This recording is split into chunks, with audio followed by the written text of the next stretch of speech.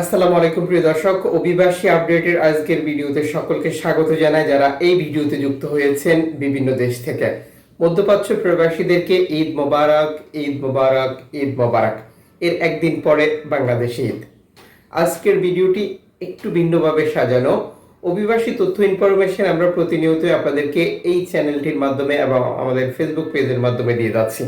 আপনারা অবগত রয়েছেন যে সাম্প্রতিক সময় ভূমধ্যসাগর ব্যবহার করে ইতালি যাওয়া, তুরস্ক থেকে গ্রিসে যাওয়া অথবা আফ্রিকার মৌরতানিয়া, আলজেরিয়া, মরক্কো, সেনেগাল, নাইজেরিয়া বা আরও দেশগুলো ব্যবহার করে স্পেনে যাওয়া কঠিন থেকে কঠোর হচ্ছে। বিশেষ করে 2025 সালের প্রথম থেকে এই প্রক্রিয়ায় নৌকাডুবির পরিসংখ্যান বৃদ্ধি পেয়েছে, অভিবাসী মৃত্যু এবং দুর্ঘটনাও অনেক অনেক গুণ বৃদ্ধি পেয়েছে।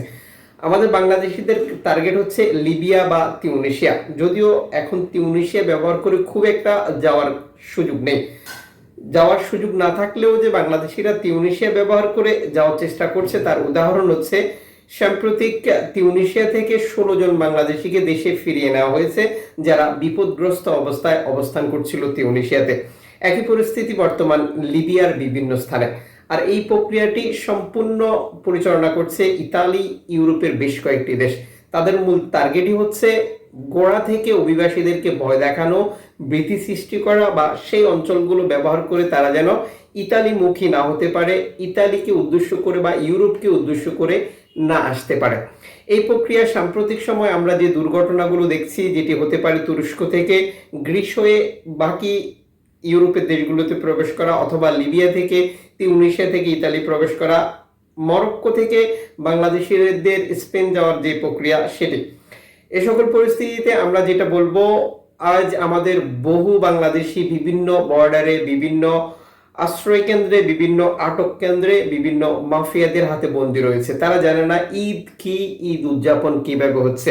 আবার অন্যদিকে বাংলাদেশে থাকা তাদের পরিবারের সদস্যরাও ঈদ বা ঈদের উদযাপন তাদের মধ্যেও নেই। এই না থাকার কারণটা হচ্ছে যে প্রিয়জনের কষ্ট যখন অবস্থা সৃষ্টি করে তখন আর সেই পরিবারগুলোতে ঈদ বা আনন্দ উৎসব আসে না।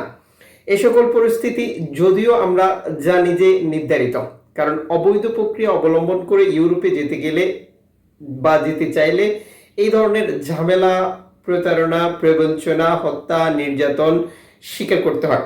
যার কারণ হচ্ছে আমরা তো দেখছি বহু ঘটনা ঘটছে, বহু মৃত্যু হচ্ছে, বহু নিখোঁজ হচ্ছে। তারপর আমরা এই পথগুলো ব্যবহার করে ইউরোপে যাওয়ার চেষ্টা করছি, যার ফলাফল হচ্ছে কেউ যাচ্ছে, কেউ যেতে পারছে না, কেউ সফল হচ্ছে, কেউ ব্যর্থ হচ্ছে।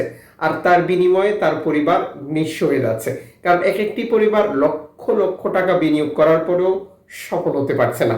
আর এই প্রক্রিয়াটি দীর্ঘমেয়াদী বা যেই পরিবার এই প্রক্রিয়াগুলোর সাথে মোকাবেলা করে তারা দীর্ঘমেয়াদী ক্ষতিগ্রস্ত হয়। কাজেই বর্তমান পরিস্থিতি যেহেতু কঠিন থেকে কঠিন হচ্ছে, বিশেষ করে আমরা বলতে পারি যে ডোনাল্ড ট্রাম্প যতদিন আমেরিকাতে প্রেসিডেন্ট থাকছেন তার প্রক্রিয়া অবলম্বন করে ইউরোপের বহু দেশ একই রাস্তায় হাঁটবে। আর এই সময়টা অবৈধভাবে ইউরোপ যাওয়া কঠোর থেকে কঠিন হয়ে যাবে। এ সকল পরিস্থিতিতে আমাদেরকে সিদ্ধান্ত নেওয়ার আগে আরও ভাবতে হবে, আরও বুঝতে হবে, তারপর অবৈধ প্রক্রিয়াতে কাজ করব। আশা করি আপনারা ক্লিয়ার হয়ে গেছেন যে আমরা কি বোঝাতে চেয়েছি। আমরা চাই আপনাদের অনেক কষ্ট অর্জিত সম্পদ নিরাপদ থাকুক, আপনারা সঠিক সিদ্ধান্ত নিতে পারেন এবং এর মাধ্যমে আপনারা উপকৃত হন। বৈধভাবে ইউরোপে যাওয়ার চেষ্টা করুন, অবৈধভাবে নয়। অবৈধভাবে যাওয়াটাকে না বলুন। যদিও আমরা অবগত রয়েছি বাংলাদেশিরা কেন অবৈধভাবে যাওয়ার চেষ্টা করে। আপনার অভিজ্ঞতা, আপনার মতামত, আপনার পরামর্শ কমেন্টস করতে পারেন। আর ভিডিওটি সর্বোচ্চ শেয়ার করবেন যাতে করে রেকর্ড সংখ্যক মানুষ জানতে পারে।